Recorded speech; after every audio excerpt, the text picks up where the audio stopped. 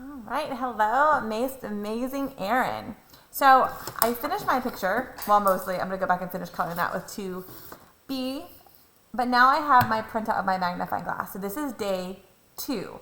So I've finished my background, I'm happy with it, and now I'm ready to color my magnifying glass. So I'm gonna use a Sharpie, just because that's what I would like to do. You can use a black crayon if you wanna do. My main thing is I want you to color this nice and neatly. If you want to make it a different shape because you prefer your magnifying glass to be a different shape, you can kind of thicken some of those lines if you'd like, but you don't have to. The main thing when you're coloring is you want to color nice and smooth and slow and stay in the lines. We don't want to get into that center part of our magnifying glass because that's where our picture is going to go. So I'm just going to color part of this while you're watching. You don't need to watch me color completely. I'm just getting really close. I chose Sharpie because I like how crisp and solid it is. Some friends like that texture that the crayons give. It's completely artist choice. So this project, I'm giving you a lot of choices because as you get older, sometimes you get a little bit more freedom and choices in art, which is always a good thing to help us build up our artist intuition and kind of go with what feels right for us. So what feels right to you might feel different to somebody else, and that's what makes art so fun. Everybody does something similar yet really different. All right, I might as well go ahead and finish my magnifying glass. All right, so once you color it, now we need to design our inside. So I have my, fix that a little bit. Okay, so my magnifying glass is colored. So now I'm going to see what bug am I going to capture. So I need to fit a bug inside here, and I could be zoomed in so close I only see part of my bug, or I could be zoomed in as a tiny little bug, like maybe a ladybug. It's really up to you. I'm going to draw a butterfly, so I'm just going to sketch out like a little head and a body, and then if I want to add antenna, I can, and I'm going to add, my wings might go off. I'm going to pretend they're going off. I'm going to bring it back. I'm going to have it go off and bring it back. So my butterfly is so big that's going off my paper, and I'm absolutely okay with that. If you don't like that, then you can design your butterfly a little bit smaller or whatever bug you're doing. It doesn't have to be what I'm doing. So I'm doing this part in pencil, even though I didn't do the last one in pencil, because I want to kind of get my butterfly kind of settled. So now I know it's hard to see some in pencil. It kind of looks like I just zoomed in on that butterfly really quick. So I can go ahead and start coloring my butterfly. Once you're done coloring your insect, whatever insect it is, you can choose to use crayons. You can, if you really want to make it look different, you could use markers.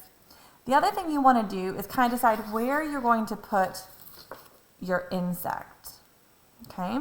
So I want to put mine over here because I don't love this flower, so I want to kind of hide some of it. So I'm going to put it over here. So once you're coloring, you can decide where this fits in your picture. So I know that those petals will be behind this. So this area that I didn't color, I want to kind of match up with what would be in the magnifying glass.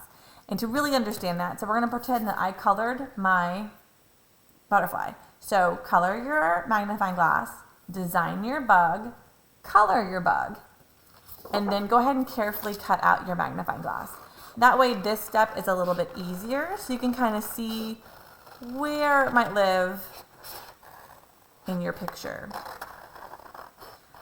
So I'm just carefully cutting out my magnifying glass to make sure I don't cut off my handle.